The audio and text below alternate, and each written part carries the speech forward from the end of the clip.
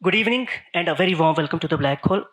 From time to time, we celebrate Pakistan's shining stars here and host such Pakistanis who have made a lasting impact on global knowledge economy ताकि हम उनकी achievement, उनकी उनकी journey से हमें सीखने को मौका मिले. And today we are going to have an exclusive conversation with Sohaib Abbasi, a Pakistani-American business executive, computer scientist, philanthropist, and former CEO of Informatica. Also, we are grateful to Dr. Pervez Hood भाई जो हमारी दरखास्त पे आज के session की moderation और hosting की जो है जिम्मेदारी निभा रहे हैं. So before we join Sohaib Abbasi on Zoom, हमेशा की तरह आपसे एक ही रिक्वेस्ट है कि प्लीज़ अपने सेल फोन जो है वो साइलेंट मोड में टर्न कर दें so that there is no distraction. When the house is open for Q&A, just raise your hand first so that this microphone is given to you. Please इसके बगैर आप अपना सवाल ना रखिएगा क्योंकि फिर आपकी आवाज़ सोहेब साहब तक नहीं जाएगी.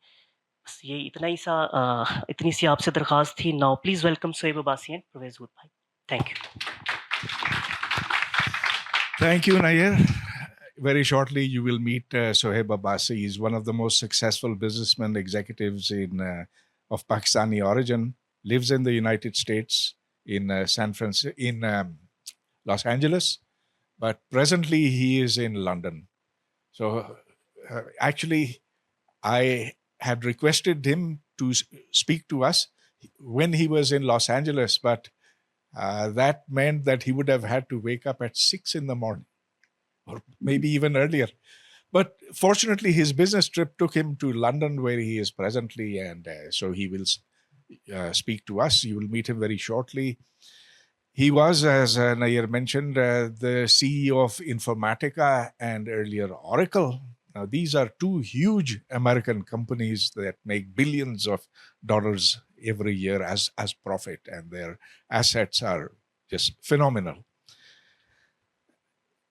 Sohaib was born in Lahore. He then moved to Saudi Arabia because his father was in the Air Force.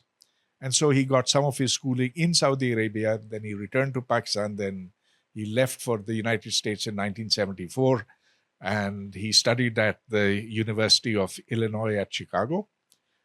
It's been a long journey since 1974. We're going to learn more about it from him. And I want to make sure that Sohaib is here. Sohaib, can you hear me? I can hear you. Oh, very good. And were you able to see me? We will shortly be able to see you. The projector is just turning on. And you are now here before us, before the audience. So welcome. Thank you. Assalamu alaikum to everyone. It's great to be with you.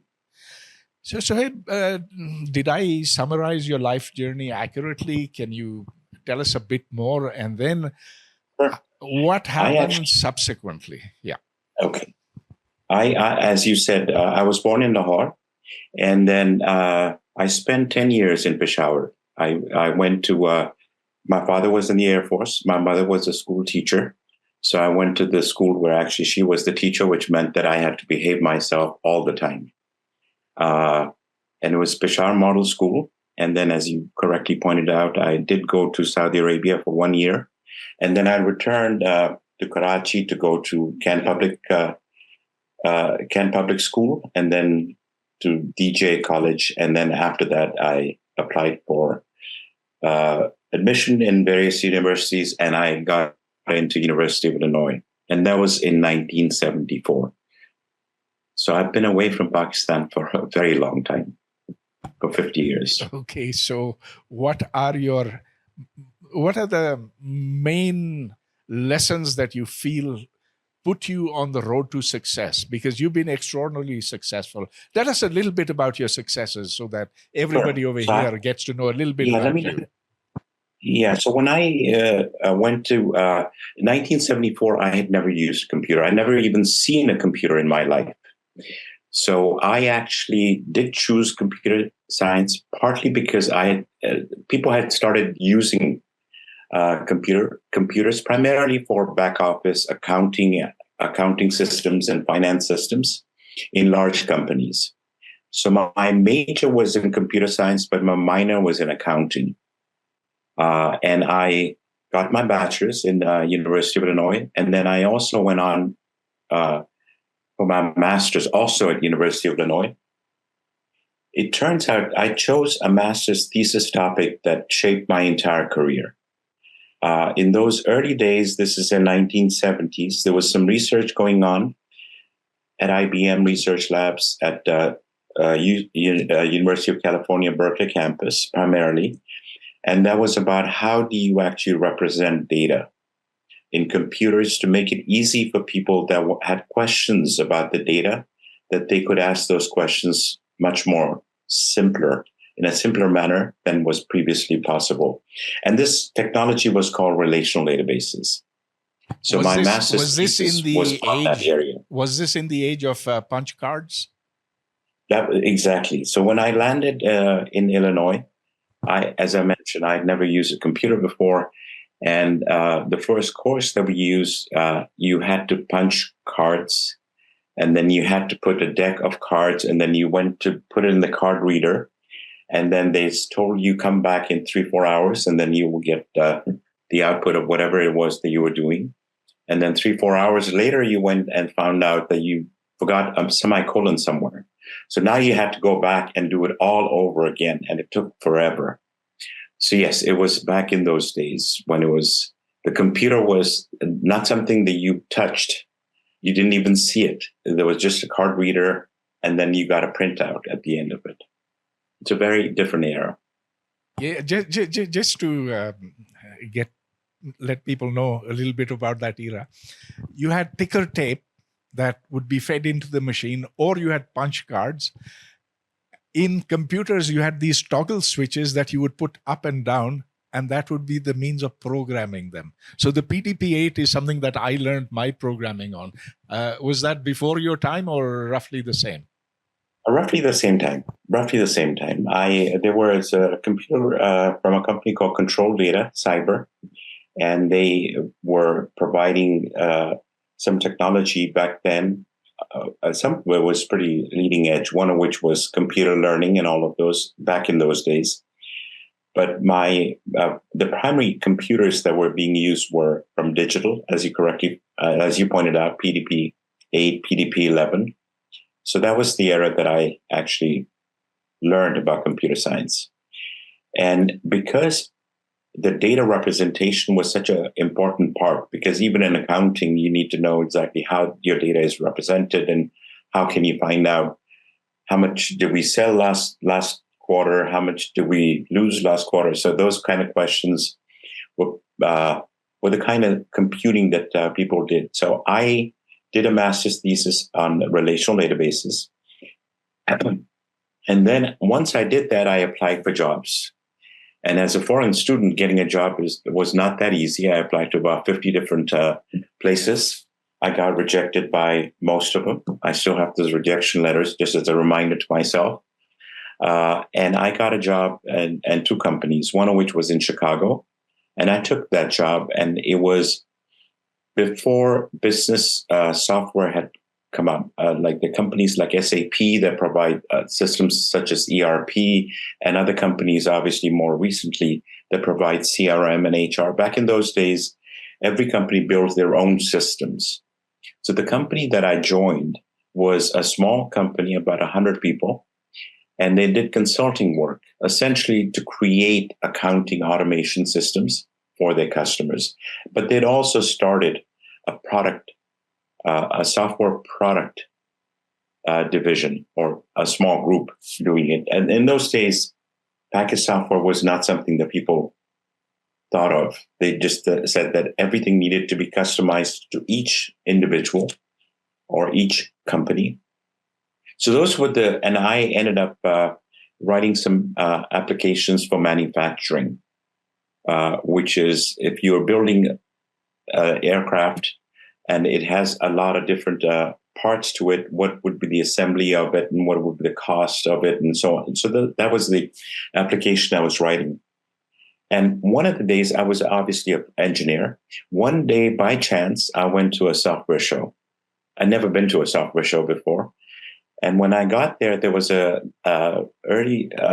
small company demonstrating a product which was relational databases. So I walked up and I started asking the salesperson who was demonstrating about all the different capabilities, whether it could do this, it could do that, it could do that. And he was amazed. And he said, how do you know all this? And I said, I studied this. This is my master's thesis. So he's turned to me and said, how would you like to start the sales operation for our company in the Midwest? We don't have an office. So I said, I'm not a salesperson. Said, why don't you take a call from our founder? So that weekend, I get a call from somebody called Larry Ellison. Now, this is in 1982. No one had heard of Larry Ellison, and obviously he was not a very famous person. And this company was not called Oracle back then. It was called RSI, Relational Software Incorporated, and it had a product called Oracle. So I spoke with Larry Ellison. This is November of 1982. And at the end of it, he said, why don't you come over and we'll have an interview in person. So I went over to California, which, of course, from Chicago, for those of you that do not know, it gets very cold in December. So anytime you get invited to go to California in December, you obviously are very happy about that opportunity because it's a warm weather. So I went over there, and it was a very interesting interview because I knew that Oracle had copied IBM's idea. IBM had published the specifications of this new relational database technology. It's provided a specification for the language itself, and Oracle copied everything, including the demo data. So even the demo data that Oracle used was IBM's. So didn't IBM sue you? Didn't IBM No, sue? they couldn't because it was open. They had published it. So it became open domain, open source. Anyone could do it. So I asked him a question because I'd studied all these different systems. And I said, Larry, I know you've copied IBM's idea. In what way have you innovated? Which is not a typical conversation when you are looking for a job. You don't challenge the CEO of the company. And he said, we've added 2 capabilities. We recognize date and time as a data type. In IBM, it's only numbers and strings. So we've added this capability of understanding more types of data. And then we've extended SQL so we could traverse bill of material queries. And I knew exactly what the limitations were of what he said. So I challenged him and I said, Larry, I want to understand how that would work. Let's say you had a database of flight information, origin, destination, departure time, arrival time. If you had that, using that capability, can you find me all possible connecting flights from Chicago to Los Angeles? And he said, yes. So he started doing it and he couldn't. And the challenge, for those of you that are interested in terms of how I was able to actually post that, is when you start from Chicago, you look at all the flights, but you don't know which of those will eventually end up in Los Angeles because you find all possible connections to all possible destinations. So he made a note of it and he said, he'll ask the technical founder how they do that. And he said, the job is yours. And I said to Larry, I said, Larry, I'm not sure if I want to be in sales.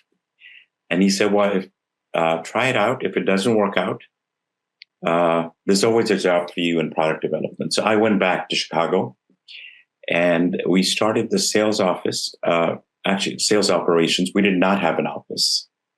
I was working out of my house. We did not have any customers. We barely had a product that worked.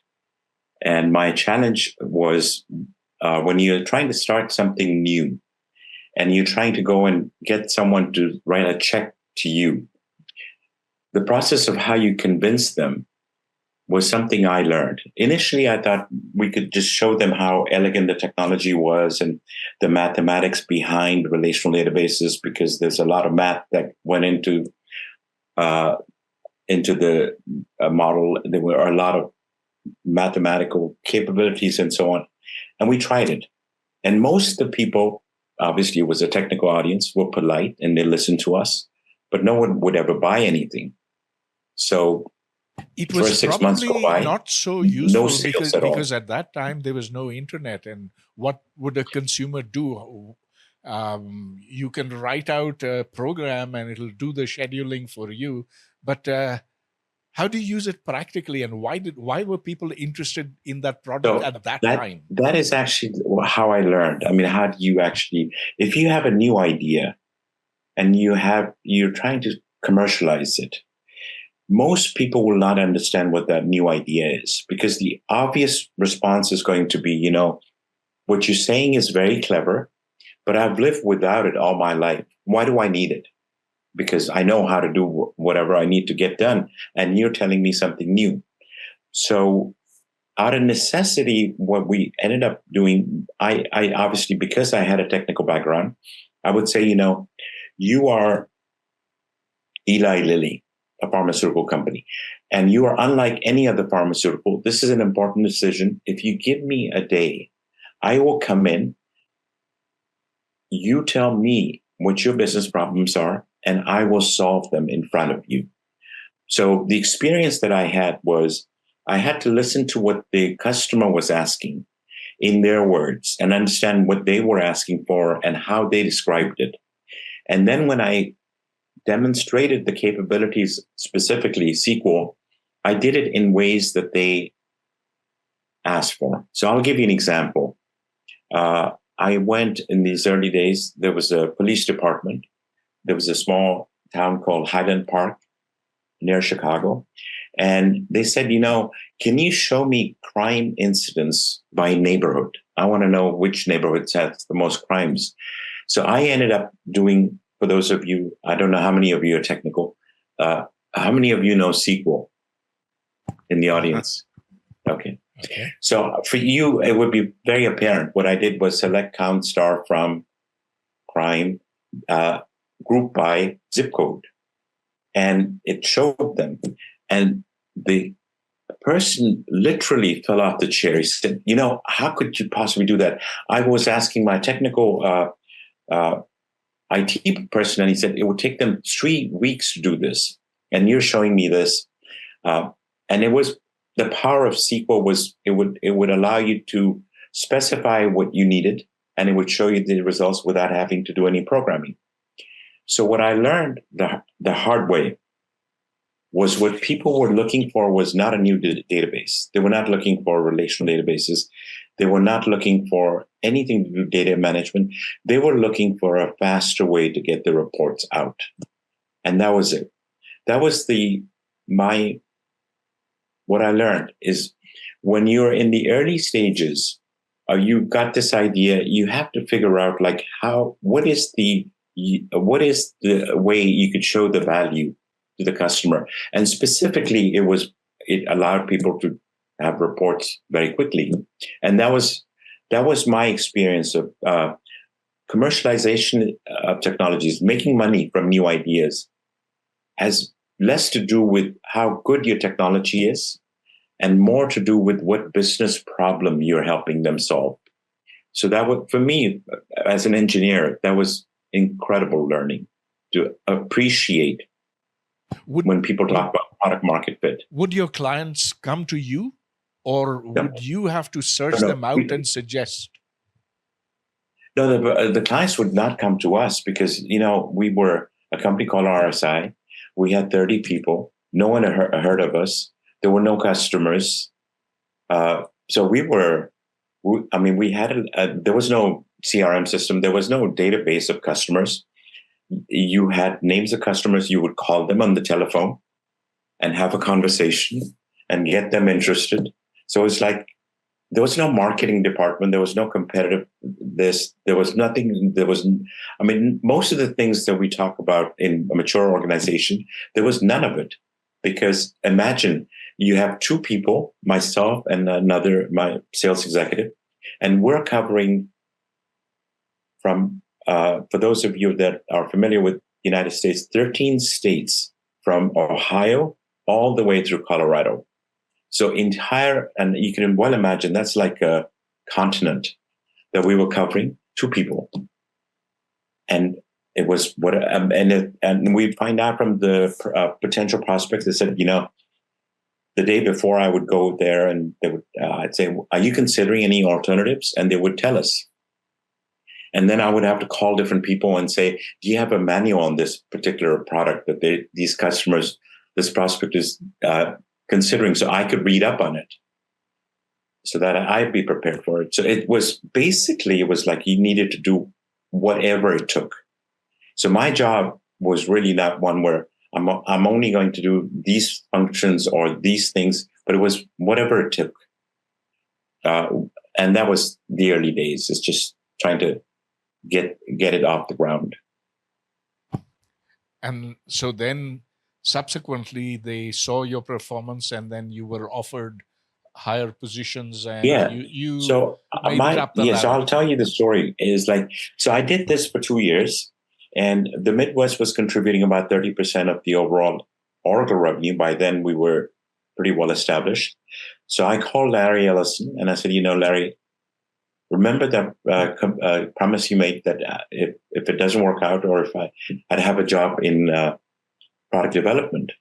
And he said, yeah, I do remember, but you guys are doing so well.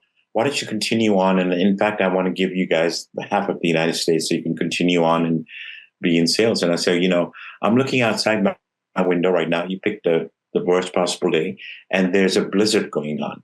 It's like lots of snow on the ground. I've got to get out of Chicago for a variety of reasons. One of which is I'm tired of the winters as well. And the other is I would like to go back into an engineering role. So he said, okay, you could transfer to engineering. And then he asked if, can you help me find your replacement? And that's also an interesting story. So I called my master's thesis advisor and she said, there's this young kid who's graduating. You should talk to him. And his name is Tom Siebel. I don't know how many of you know him. He made a name for himself, made a fortune for himself, but he ended up taking my job. And then I transferred to engineering. And I was working as the only programmer working on something other than the database, the first product. So what I learned from that experience is if a company has one product and then they decide that we want to expand and we want to offer our customers more capabilities so we can make more money, how do you do that? What are the kinds of products that are natural for you to deliver and offer? And what are ones that the customers would probably have a harder time buying from you as opposed to a different company? So because I ended up being the first programmer working on it, I ended up managing all of the new products that Oracle had, other than the first product. And it was about 40% of the revenue. This is before Oracle went into applications.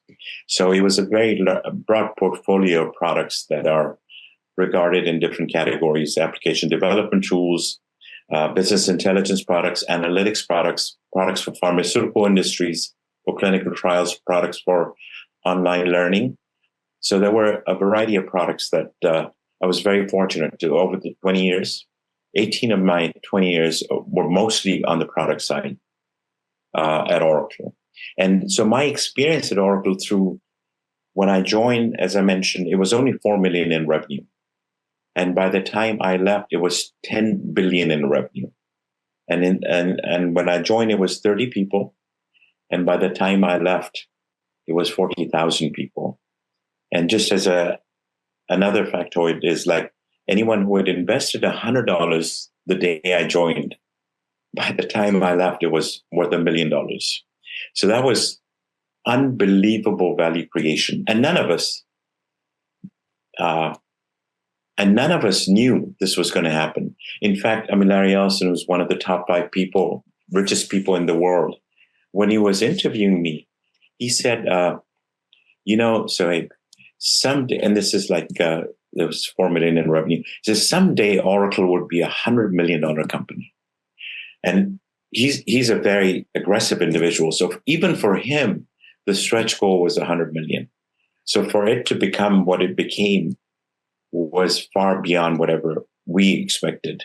But it was an incredible journey to kind of see a company grow through various phases of being a startup and then continue to grow. And in Oracle's case, it doubled every year. And the most remarkable thing, which is hard to imagine in today's tech world, is Oracle was profitable every single quarter. And there was one quarter where they missed and the company almost ceased to exist. And that's also a very interesting story, if you're interested, which is Oracle had a formula. It would continue to double every year. So from 4 to 8 to 16, 32, on and on and on to a billion, not recognizing that when you end up setting very high targets, you end up creating this environment where people end up having to do whatever they need to do, including bend the rules. And that's what happened that particular time, that salespeople, because they were trying to get to $1 billion, started taking orders without having all the necessary paperwork. And it ended up with Oracle having to restate their earnings, and they didn't have enough money. It's hard to imagine that Oracle did not have enough money as a public company to pay its employees. So they asked different banks in the US about whether they would give them a loan, and none of the US banks were willing to give them any loan at all. The company that rescued Oracle back in those days, this is like in 1989, was Nippon Steel, which is a Japanese steel company. And they ended up loaning Oracle $200 million with the provision that they will be able to convert it into Oracle shares. And Larry Ellison was smart enough to say it wouldn't be Oracle US shares, it would be Oracle Japan shares. So they eventually ended up making a lot of money, because the $200 million that they made turned out to be a great investment for Nippon Steel. But who would have thought that the savior of a software company would be a Japanese steel company? But the other important lesson that I learned was that when you end up growing and scaling things, did you negotiate that with Nippon? Manage it differently. Did you negotiate that with Nippon? No, I did not. I was on the product side. The negotiation actually was done by another individual who, the head of Oracle Japan, was Japanese individual who had quite a few connections. And at that time, Japan's economy, for those of you that remember, was doing extremely well. And there was a lot of wealth being created. So they explored potential partners in Japan. Because the US, as I said, the banks were unwilling to give Oracle any money at all. And this is after it went public. So it almost went out of business. This would have been in 1989 and so on. And then it had to go back to, from 1 to 10 billion was a very different way of managing the company. Well, that's fascinating. Now, I know that you are pressed for time and have to leave in 45 minutes. So I'm going to open this up because there are many young people over here who want to ask you questions. But I want you to finish your story. So before we do that, just Okay. tell us what happened subsequently. So after 20 years at Oracle, I decided it was time for a change. I had been in sales. I've been in product. I'd managed some of the services, business, and marketing as well. So it was time for me to kind of do something else. And I was fortunate enough. And actually, it was. I'll tell you another interesting story, which is oftentimes you end up being told what you cannot do. So after Oracle, I took a little bit of time, and then I said, well, I've had a lot of experience across a lot of different things, and I want to see if I can actually get a CEO role. And that was a very interesting experience for me, which is most of the people that I talked to told me, you're not capable of being a CEO. And I would ask them, I said, why? He said, well, there was one of them that said, well, you worked for Larry Ellison for 20 years, so you must be a yes man. Another answer that they gave me, well, you're a product guy. What do you know about sales? You cannot be and all good CEOs are salespeople. So it was a very interesting experience, which is when people tell you their own view is deep down, in my own experiences, the person who knows you the best is yourself. And when people discourage you and people tell you whatever, you should hear them, because maybe they have a point, and then you can learn from that and so on. But in the end, it was like, so I was very fortunate, after having been rejected by many such opportunities, being presented this opportunity at Informatica. And the challenge at Informatica was the company had not grown for 3 years. And in fact, the product revenue had been declining, which for a software company is a sign that things are going to get worse. So my challenge was really, how do you actually go into that opportunity and then reimagine the company so that you can end up growing again? And the challenge my predecessor had was they had been so enamored by some other technologies that they diversified and ended up with 2 separate product lines that were distinctly different. And they ended up spreading themselves too thin, and and that was the reason why their revenue started kind of slowing down, because the second product ended up competing with their previous partners. So they ended up hurting their partners' ships as well. So my first decision, which was necessary, that we're going to refocus the company on the core product. We'll get out of the analytics applications and business intelligences and focus on the core, which was the technology was used to extract data from operational systems like accounting and HR and put it into a data warehouse where it could be analyzed. So people could ask questions such as, how did we do last quarter? Or what did the projections look like, and so on. So we decided we're going to refocus it on that category. And it was a controversial decision, because it was basically, how can you grow by narrowing the scope of what you do? And it's counterintuitive in terms of how can you, instead of expanding, you focus more, and how could that cause?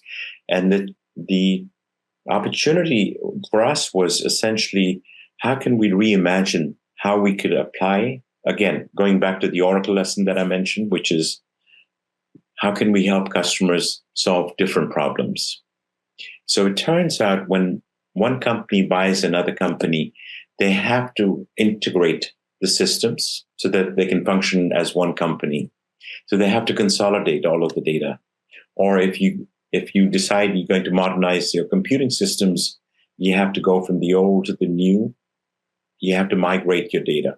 So whether you need to consolidate the data for post-merger, or whether you need to migrate your data for modernization of your software, the same technology that we had could be applied. So we ended up teaching our salespeople to sell the same product, but to help our customers address multiple business problems. And that was the lesson from Informatica, that you can, by narrowing the scope of what you do, you could do a much better job growing, as opposed to spreading yourself too thin. And that was the lesson where we were able to actually grow Informatica 5-fold to over $1 billion, and profitability by about 20-fold. And the stock price, I mean, anyone who had invested money would have made 10-fold money from that day to the end of that journey. So that was my operational career. 20 years at Oracle and 11 at Informatica.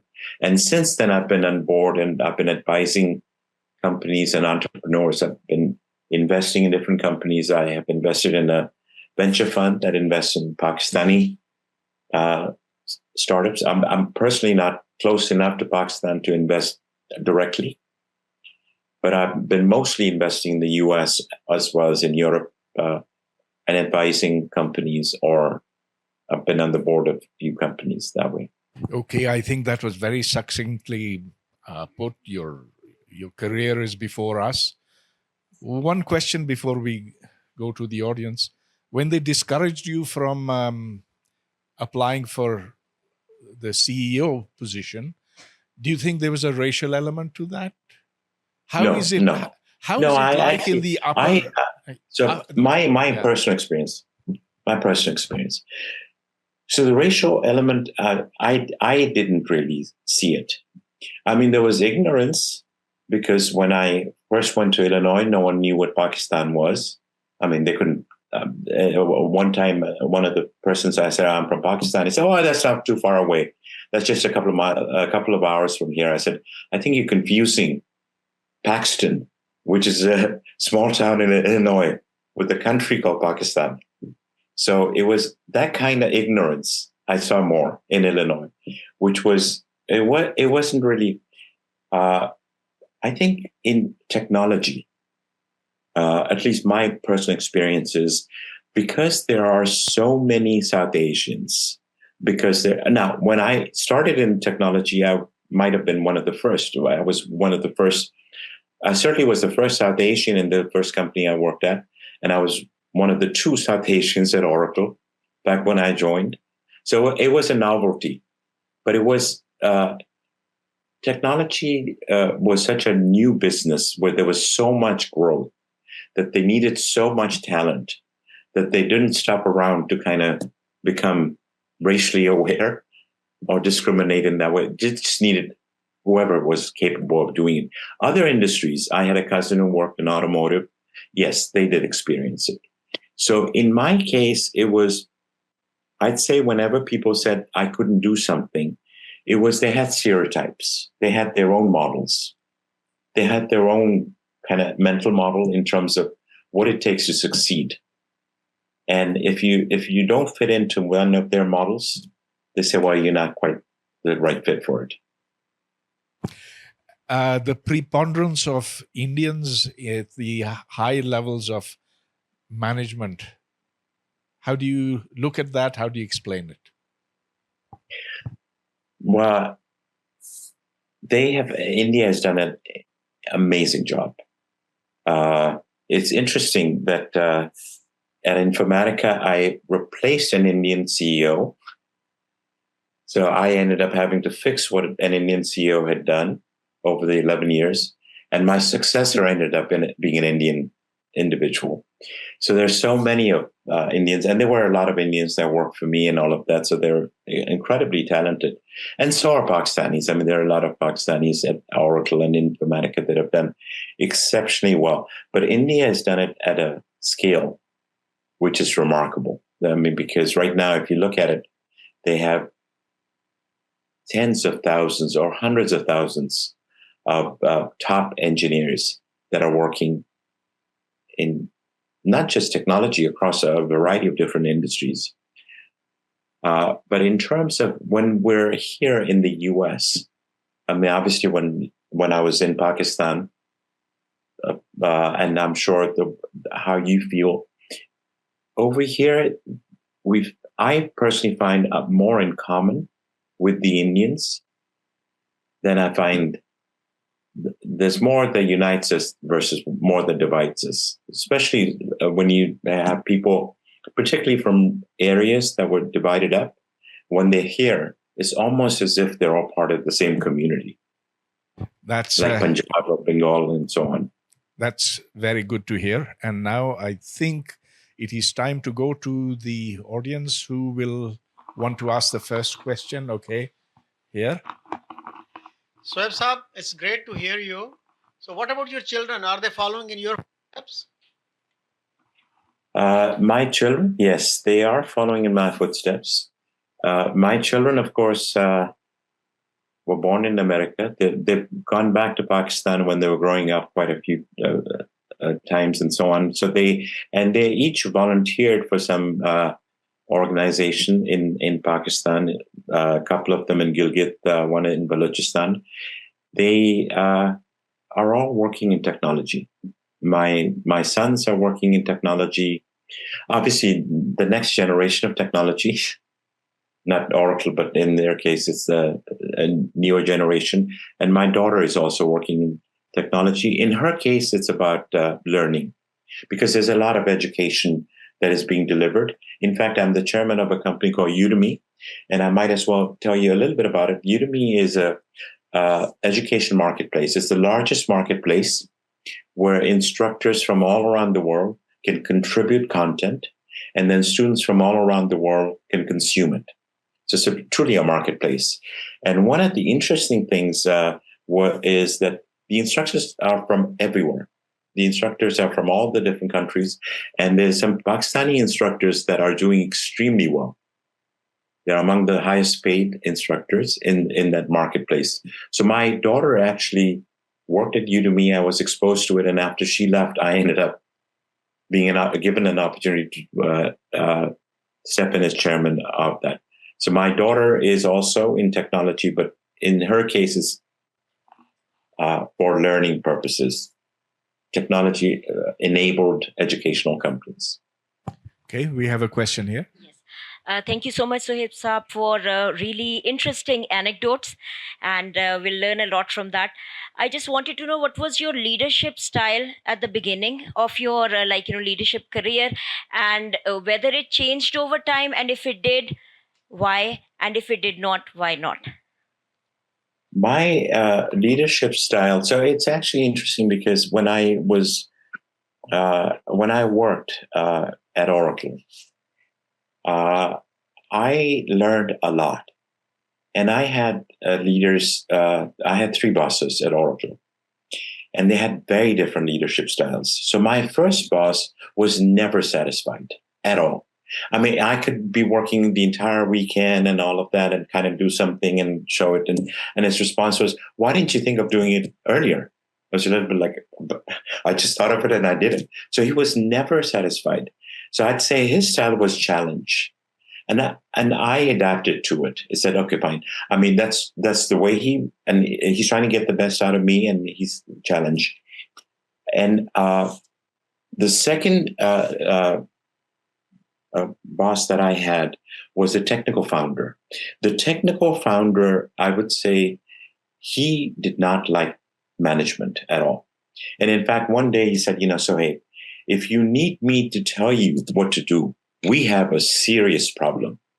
So that was his management style. It's like, and I would characterize it as trust, that he would trust me to do whatever. And for me, it was very empowering that I have to live up to this individual, even though he's not telling me what, but he expects me to be able to say, I can't let him down. Because, I mean, if somebody trusts you, how could you let them down? And my last one was Larry Ellison, who I worked for the longest, 12 to 13 years. And he is a very inspirational individual. He's a visionary. He comes up with a lot of new ideas, and he's always kind of painting this picture of the world becoming so much better. And he's one of those interesting individuals. I mean, to give you a sense, it's like he's got a natural curiosity. So one time I was in having dinner at this restaurant with my wife, Sarah, and Larry was there with a friend. And Larry came over and he started talking to me, and he started saying, well, the mayor of Karachi, he was the pilot for Bhutto. I didn't even know that.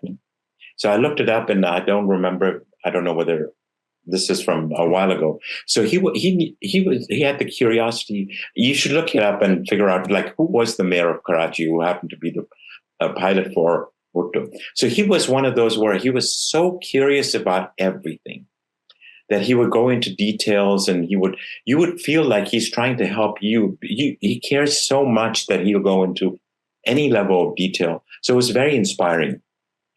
So when I reflected back on those things, the thing that I came up with is it's whatever comes natural to you. You got to be authentic.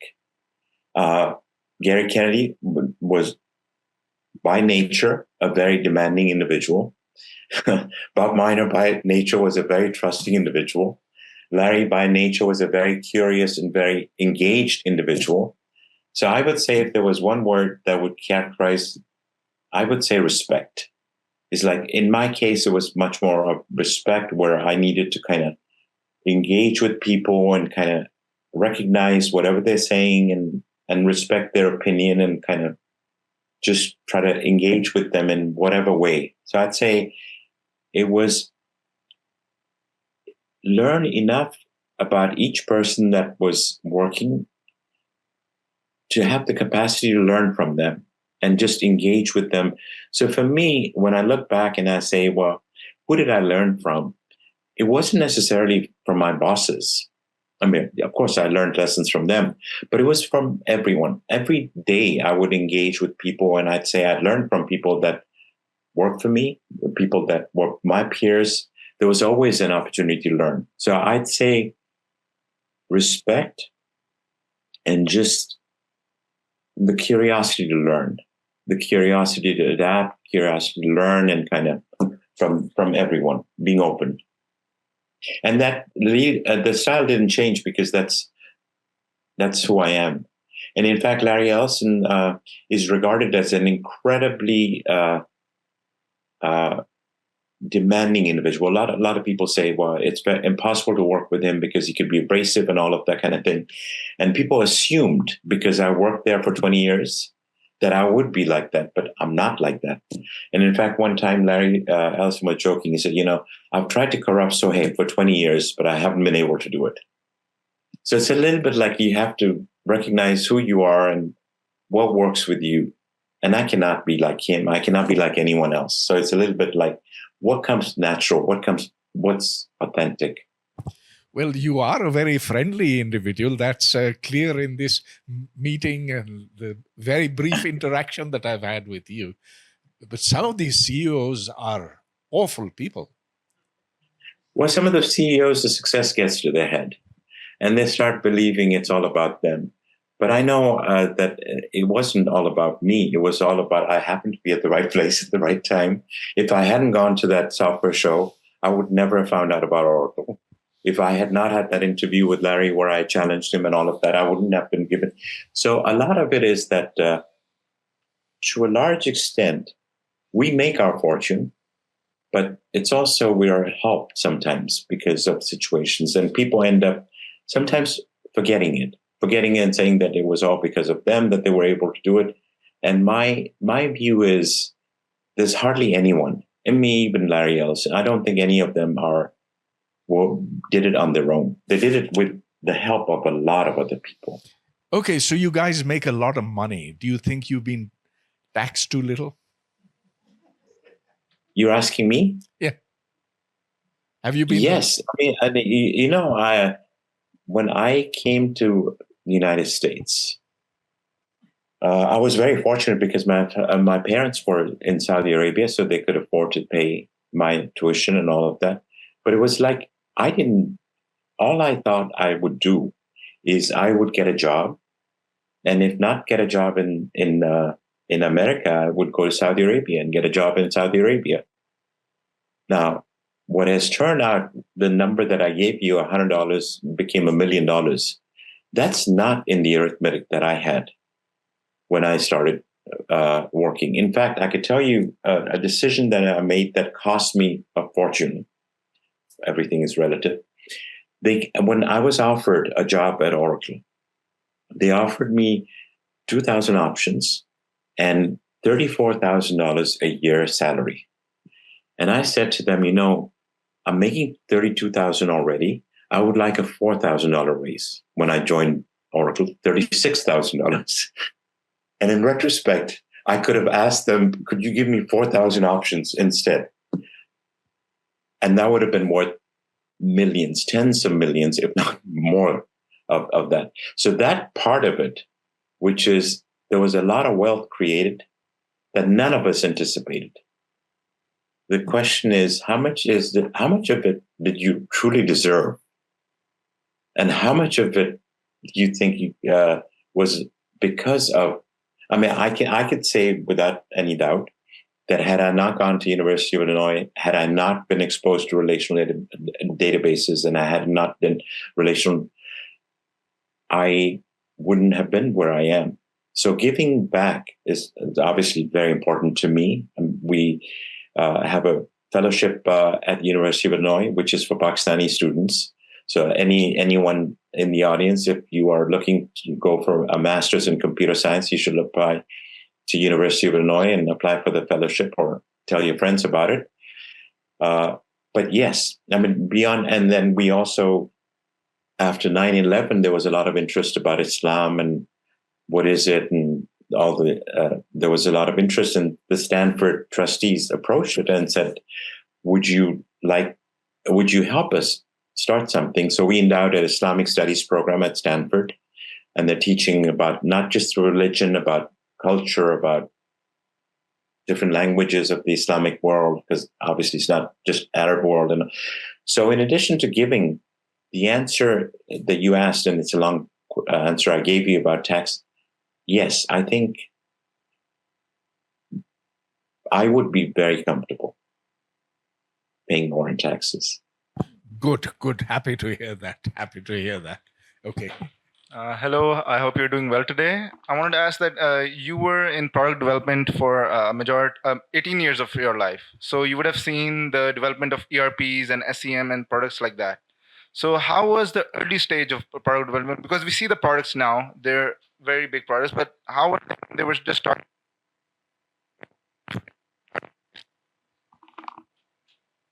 I heard part of the question because towards the end of it, I think the microphone was not functioning.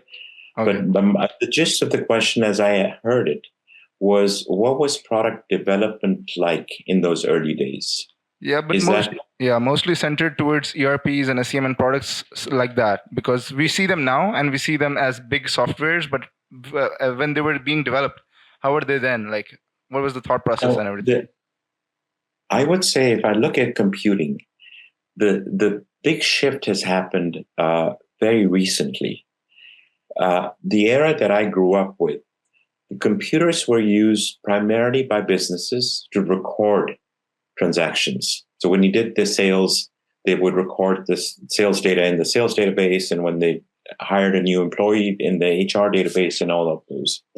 So initially, most of the systems were around automation of different functions within a company. The first one was finance, then it was manufacturing, then it was HR, then it was sales, then it was support. So business computing essentially ended up automating different functions. SAP started off with finance, and then there was a company called Bond that started off with manufacturing. There was a company called PeopleSoft that ended up starting with HR. There was a company called Siebel that started with sales automation. There were other things. So it was all around how do you automate different functions within a company. So I would say that those were all transactional applications and so on. The big shift has happened when people started talking to each other using social media or text or other means, and you ended up with a lot more interaction data. So it's not just, or you're going to a website and you're clicking on a button and you're interacting and people are, both websites are able to say, hey, how does this person go from this page to the other page? And are they ready to buy something or not? So that was an era of interactions. Human beings interacting with each other, human beings interacting with websites, social media websites, or now machines sensors talking to each other and all of that. So that was a different era of computing, which is social media company. And it's the age of engagement as opposed to the age of productivity and transactions. So the answer to your question was, it was all focused around what aspect of a business has yet not been automated, and let's automate that. Whereas neurocomputing has been really all about how do people engage with each other, and how do people engage with computers, and how do sensors and all those interact with each others, and which is a little bit of a different programming model and so on. Is I do not have personally any question to you, but thank you very much for sharing your inspirational story with us. But sir, many of us start our career at the same time, but very few of us end up chasing our dreams. And most of the people, they end up being stressed and depressed. How would you motivate such people? This is not a direct answer to the question, but my daughter once came to me and said that her boss was not a very good boss, and she didn't feel motivated to work for someone who was not a very good boss. And I reminded her, your career is your career. It's your life. And what do you want to do with your life? Would you allow someone that you do not respect to affect you? So you should always think of it as terms of, what can I do? So in terms of people that were telling me I could not be a CEO, or the 50 jobs when I applied and I couldn't get into any of them, it's a little bit like, yes, okay, it just makes me want to try a little bit harder, that I have to prove myself. So it's a little bit like, I would say, is you get it from within and you try to ask yourself, what do you want to accomplish? What do you want? And part of the motivation for some of us is, for me, for the longest time was, I didn't know, to be honest with you, I did not know before I became the CEO of Informatica whether I could be a good CEO. So for me, it was like I had to prove to myself, and that I needed to do whatever I needed to do that. Or even at Oracle. I mean, when you don't sell anything for 6 months, and your livelihood is dependent on commissions and stuff like that, it's a little bit like, how do I do something different? And that's where the creativity comes in. Is that, what if I ask the customer, just give me a day, and then they tell me what the business problems are and I solve it? So it's a little bit like you keep trying. You try different things. Now, I realized, Parvez Sahib had sent me some op-ed pieces about the grim state of affairs, and the Pakistan I remember is Pakistan from 50 years ago. It was a very different time. And there's a lot more. There's a lot more challenges and hurdles that each of you has to go through that I cannot necessarily relate to. But I would say I've had my own set of challenges in a very different environment, and it's from within. It's like, do you have the drive? Do you have the desire? Do you want to prove to yourself? Forget about other people. It's like, it's at the end of the day, you're controlling your own life.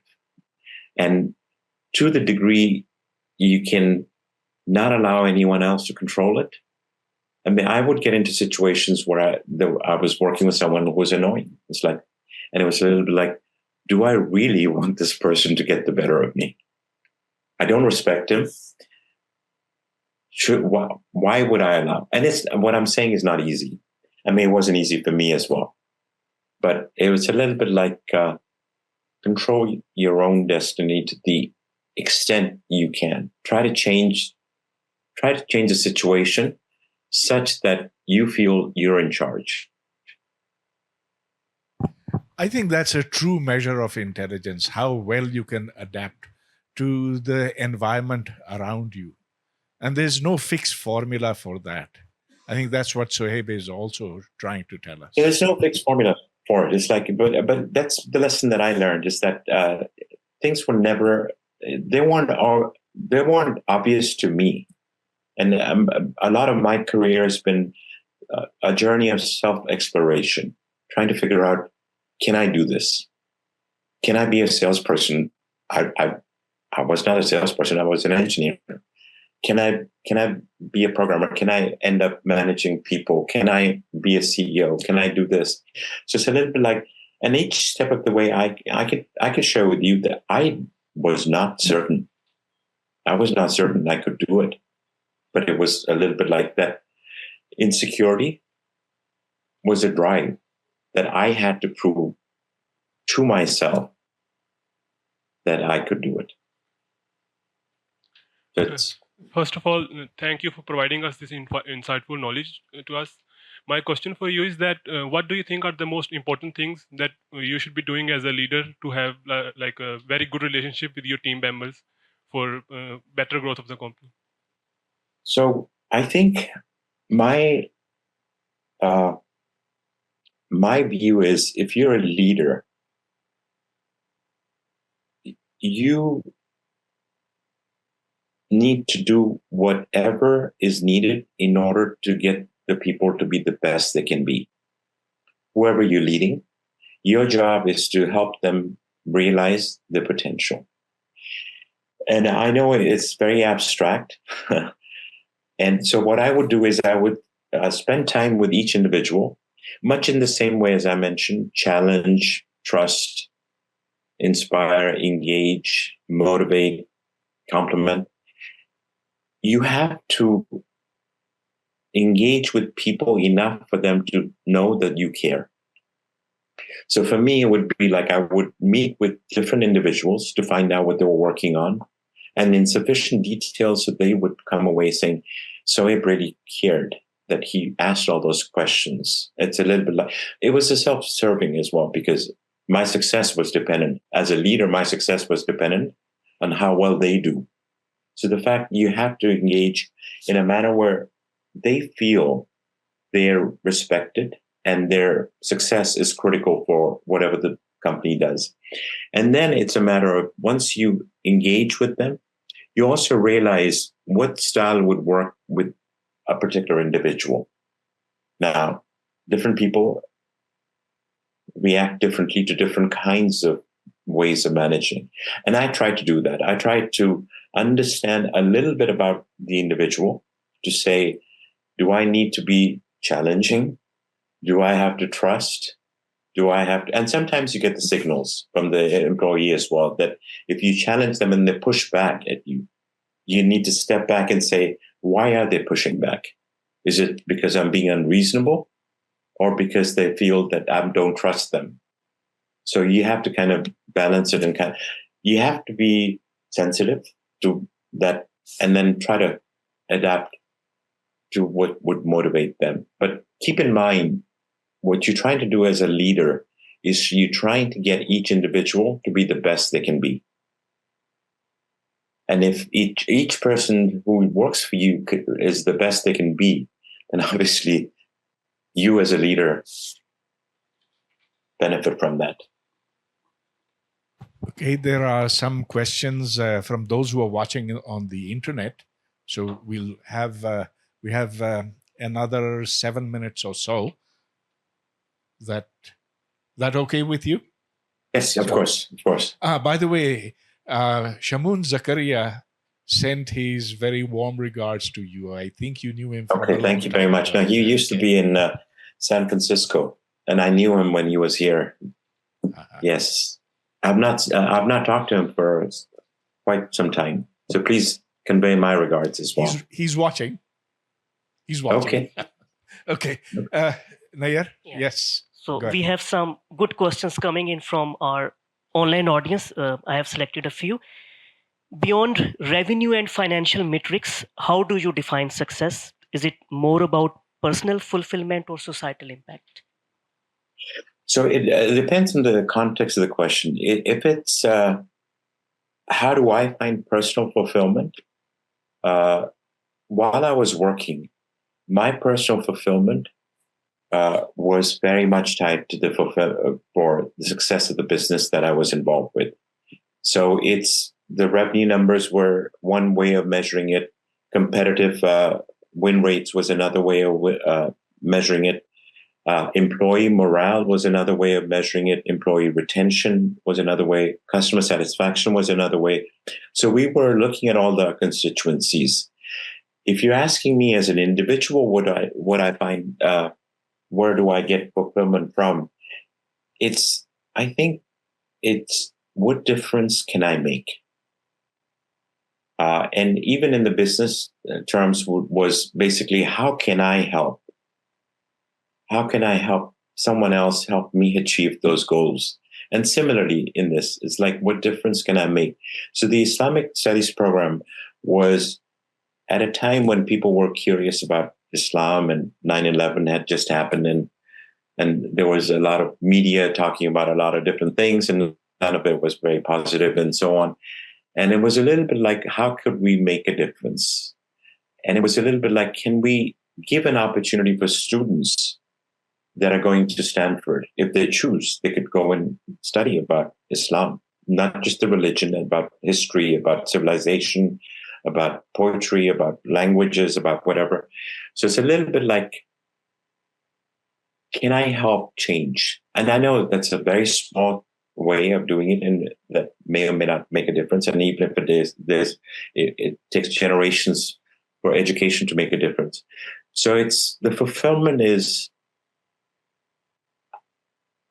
how can I make a difference?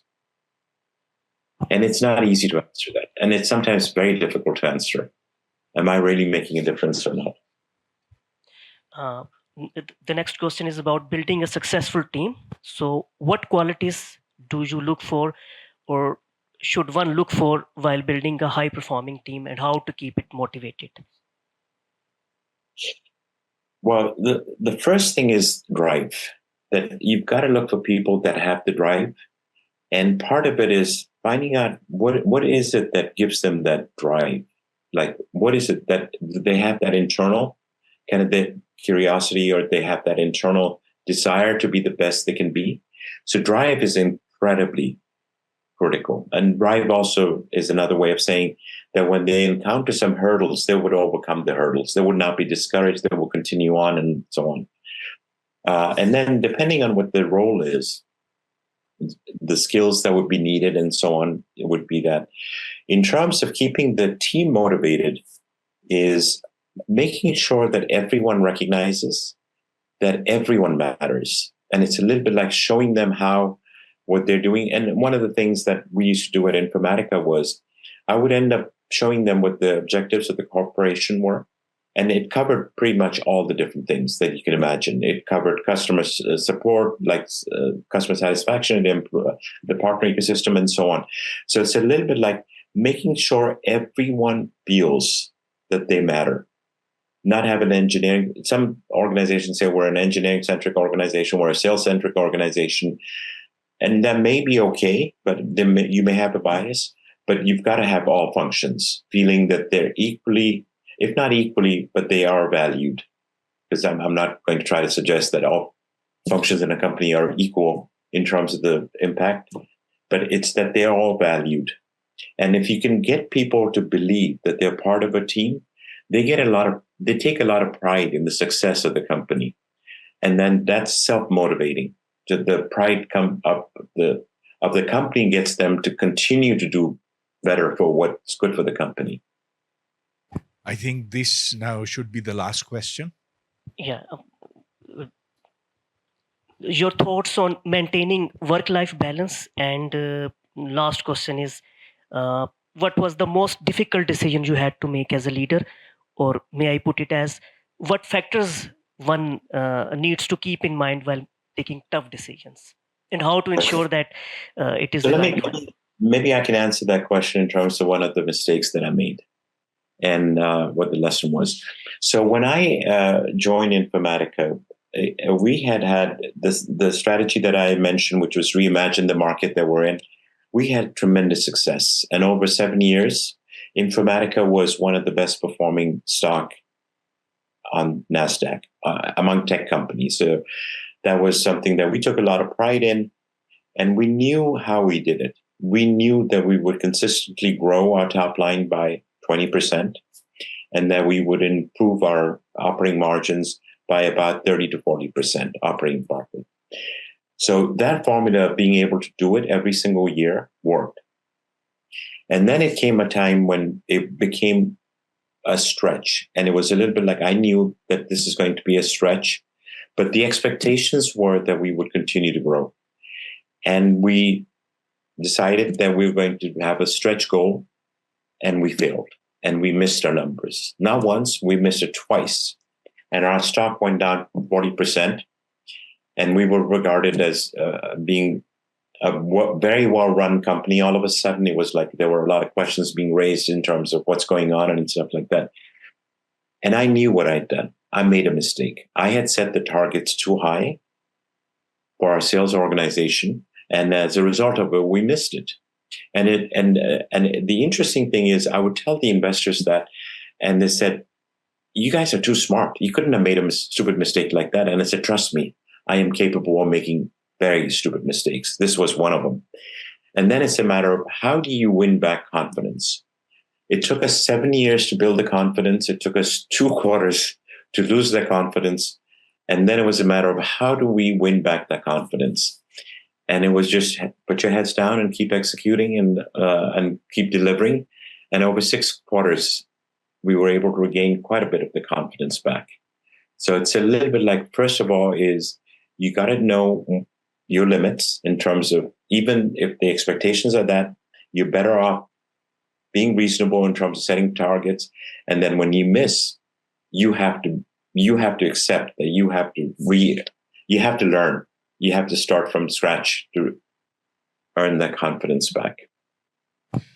Well, that was very frank. Thank you, Sohaib. You've enriched our horizons. I know that it's not easy for you to take out time for such discussions, but we really enjoyed it. So thanks very much, and thanks everyone for being here. Thank you. Allah Hafiz.